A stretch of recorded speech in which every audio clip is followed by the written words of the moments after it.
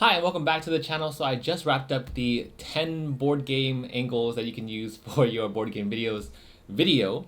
And I figured with all the questions coming in about like studio setup and different types of gear, why not just give you a overall studio tour, explanation, walkthrough, general setup guide of how I set up my studio. Think of it as a behind the scenes look on how I make my videos. But what's gonna be different here is when I used to watch studio tours in the past, people never explain like how to set up specific types of like little nuances and little knickknacks. So I'm gonna explain it and how I connect different things and different parts together. I'm also gonna go ahead and categorize it. So here are the timestamps right here between lighting, sound, and everything else. Every single thing that I talk about in this video is going to be linked down below. So if you want to check those out and duly support my channel, please consider using those links because they would immensely help this channel grow. So today, a super casual conversation. So grab a cup of tea, coffee, whatever beverage you like, some snacks, popcorn, whatever you want. It's gonna be in a vlog style format. So let's walk around. So when I can, I recorded this for pretty much 90% of my footage. And the camera that I'm using right now to kind of vlog with is a Canon 80D, which I'll show you in a second. But let's talk about this general setup first. So here is a external monitor that I have attached. That way I can see myself when I'm filming at the studio right across.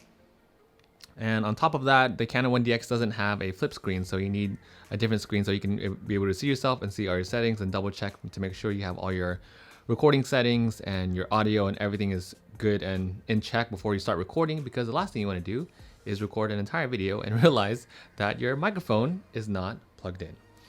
Okay, so that is the external monitor, and attached to it I have a set of headphones. So these are just some Apple headphones. The reason for that is because there is actually a speaker attached to this monitor. Problem with that is there's some feedback. So when you don't attach this speaker to here, you get a ton of feedback in your video. So that is to prevent that. All the sound is basically just being muffled down there. And then I have the HDMI cable, which attaches from the monitor to the camera. And then this is just the power for the external monitor, which is in turn attached to the outlet down there. Next up, I have something that is extremely convenient, which is a remote. So again, everything's linked down below if you're interested in it. The remote makes life so much easier. Instead of having to get up every single time and wiggle through this mess of a studio, sorry for the mess by the way, I can just hit record on my remote over there. Makes it easy, especially when you're recording 4K footage. Those clips are so big, so you don't want to keep it running. So that's why I use a remote. Makes it super easy to not only do videos, but also do portraits and thumbnails and whatever you need where you don't have another camera assistant with you, and you can do this all by yourself. Now next up, here is my janky tripod. I am not a fan. I don't like this tripod, but it works and it's cheap, and I don't want to have to spend a lot for a stick. But with that said, I would love the Peak Design version later on in the future. So now switching over to the 1DX, this is my B camera, the Canon 80D that I was just filming with, and this is a typical setup that I would have with it. So this is the f2.0 35mm lens that is attached to it. I use this very often for alternate angles. And now, since I just got a C-stand, we'll talk about that in a second, I can now mount it up here, so now I can get these overhead shots at the same time and save a ton of time while filming videos. And now these are the lenses that I currently have. I am missing one more because my cousin is borrowing the 85mm prime lens, but I use that mostly for portraits anyway. For board game videos, I use that most often, so that is the 100mm macro. This is an amazing lens. I'll talk all about it in the future, and I have a whole video dedicated to it, but long story short, it's amazing because it gets a lot of really good detailed shots for both photos and video. I use the 50mm prime lens, so this is a super cheap $100 lens, cheap in the world of lenses. So this is a 50mm and it goes down all the way to 1.4. That means that it gets a really shallow depth of field. So you see how blurry like this is, it'll compress it back on even more than that, because that goes all the way down to f1.4. I use that mostly for pictures, rarely ever for video, unless it is on a tripod. And then lastly, my ultimate workhorse of a lens, the most versatile lens. I did an entire video on this one already. This is the f2.0 35mm lens that I mentioned multiple times already, but this one is a great versatile lens. I use it for everything: pictures, portraits, studio shots, overhead shots. It's a prime lens, so it's extremely sharp, and that is my current class of lenses that I'm using. On top of that, I just got a brand new one. So this is the 24-70 that is being shot on. So this one is great because it's the first one that I have that is a zoom lens. So I can always zoom in and zoom out, which makes life very convenient, and it is actually very sharp for being a zoom lens too. So this is an L series lens, meaning it's pretty fancy, and that is what's currently being filmed on. So those are the camera bodies and lenses that I use. Let's next talk about lighting. So this is a brand new light that I just got. This is the Aperture 120D. It is a full-on studio, extremely nice light. It's very pricey. It is a full-on studio light, so you can do a ton of things with it. And it's also controlled by a remote, which is great because now I have options to do a lot of different types of filming, especially when I can just power it on, power it off. And I can also increase the intensity of it, decrease the intensity of it as well. That is a light itself, but it is connected to what is called the Light Dome Mini 2. So that is just this diffuser right here. And it also comes with this very, very white, sorry, it's super bright, but this is the diffuser that I'm talking about. It actually comes with two diffusers. One is inside and one is this casing right here. So this is a mini version. It is pretty small in comparison to the regular version. Regular version is humongous. So as a general size of scale, here is where I would be sitting. And I'm 5'10", and it doesn't take up as much space, which is nice for the Mini. So this is also connected to what's called a CStand. A CStand is this giant metal pole, and this is a really nice one that I absolutely love. It's extremely sturdy, and this is a light box that is connected to the light. I can also increase and decrease intensities straight from this box here. Okay, so with this light, it comes off, there's a lever right here. So this gets loosened up, and then you can just pull up it right off. And this light, which is really nice, is that it also has a handle on this side right here. So if I were to twist it, then it's going to go up and down. So let me show you.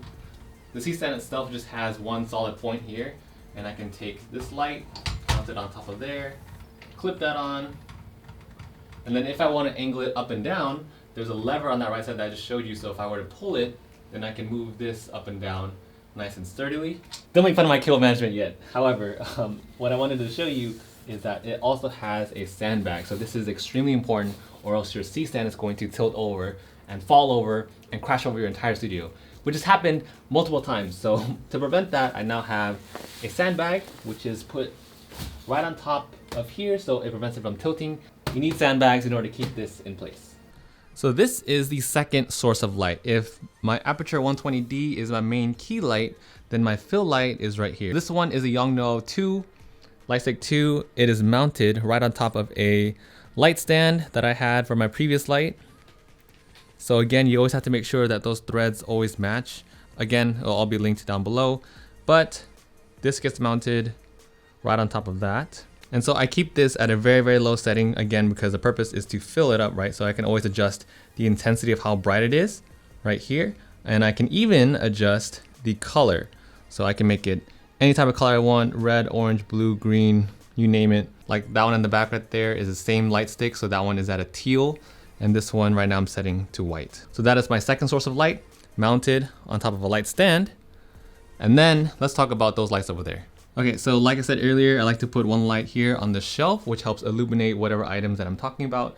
In this case, I was just doing an example of a board game video, like a tutorial review, and I would put the box art or box cover right on top, and then this would illuminate the back. And then back here is a very janky setup that I have. So these are LED strip lights, and I use some painter's tape to just mount it. That way it flows up. So I really want that nice diffused aura right behind me that you can see in my videos. So I use those LED strip lights, and I kind of just go in a back and forth wave motion. And this, you can control the actual color of it using this remote. So I can make it red, can make it orange, green, and so on. You can turn it off. So that is my LED strip light. And then lastly is just a simple light bulb that I got from IKEA, just for, I like that metal industrial look. So I really like how orange contrasts with the teal, which is why I got this particular light. And that one is just a light switch back there. Okay, so cameras, lenses, lights. Next up, I want to talk about some mounting options that you can use, and then my podcast studio setup, and a couple other items. Okay, so this is a CStand. It's just a metal stick that holds stuff. So let's talk first about this. So this is called a boom arm. If I were to take it out, okay. Attached to this boom arm is a tripod mount and this metal thing that I'll link right here.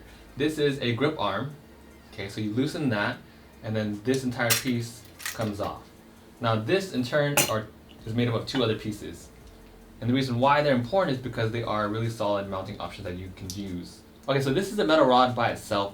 It basically serves as an extension and as a thread size holder, grip holder. Reason why this is important is because it goes straight into the grip arm, because the tripod mount by itself doesn't come with any kind of way to mount this in here. So you need that metal stick in order to put it clamped in the grip arm like that. And then the tripod mount is a ball mount, which means you can rotate it in any direction you want, which is convenient when you're doing overhead shots, because when you put it up here, you can have your camera up top and you can swivel it in any direction you'd like. Okay. So this tripod mount goes to a metal rod extender, whatever you call it, and it goes into the boom arm right here. Now next up, this C-stand has a clamp towards it. So this is a grip clamp by Kupo. Kupo is one of my favorite companies now. I just got this arm. They're really sturdy, full-on professional, durable gear. And this is C-stand. So this is just this pole by itself. It just extends upward, and this is actually a baby version compared to that one. So the highest this one goes is not that high, but it's perfect enough for overhead mounting because you don't need to go that high, especially if you're using a zoom lens. So this is a C-stand, but what's different about this C-stand is, what I really like about the C-stand is, aside from how sturdy it is and from the matted feel, you can close it super easy like that. All it takes is one easy lock, and it just swivels like that. So I love the C-stand, super sturdy, especially if you're gonna mount expensive lenses and camera gear on there, you need a solid C-stand. However, if you do want cheaper options, there is this microphone stand that I used to use, that I used to mount the Yongnuo Light 6 on. This is a microphone stand, so it's super cheap from Amazon. Even though it's made for microphone stands, I used to mount my light on there, I used to mount my camera on there. Not a good idea because it's not sturdy at all. It's only made to handle extremely light gear, so if you just want something makeshift and temporary for now, I would say this is a good option, but I wouldn't keep it long term, especially if you're using expensive equipment. This light stand actually is surprisingly more durable, even though it's the same plasticky feel. It comes with the lights that I mentioned in the description below, but it just goes up and down. There's no Z-axis or Y-axis, so it doesn't go up and over like the microphone stand. So see, the microphone stand is good because it has that Y and Z axis. It can go up and over, but the light stick can only go vertical. And a couple other miscellaneous items I now want to show you. So this is my brand spanking new Uplift desk. I love Uplift desks because you can go up and down. So there are also options for you to choose each individual button. So in case I have different settings, I can always go to those with just one click. Now, keeping an Uplift desk as a filming table is great because now I have even more options as I'm filming and doing those cinematic showcases with a moving table. So that's going to be a major game changer. Unfortunately, this table doesn't come with a solid option, so I did put like a little cup holder there, which I can always put a board over in case I need to cover it up. But what's nice is that it does come with a grommet or power outlet, so I can always connect things I need to charge there. For instance, earlier I was charging my iPad, which is the source that I'm using for script writing, so I can always refer to my script there. And then also it comes with a nice drawer that I can always put some other stuff in there later on. So this desk is version 2, and then my podcasting desk, or my computer desk over there, is actually version 1. So this is my very first Uplift desk. I had it for a couple years now, and again, it goes up and down, so I can always do that. It has my entire computer set up on there. I've used this many times, and it's super durable. I love this desk, which is why I ended up getting. But this is my podcasting setup. So I have my brand new desktop here that I just made, and computer PC if you saw those vlogs. What I'm going to do is remove those sound panels. Now I have two sets of sound panels here. I have a 3x4 grid, 4x3 grid here.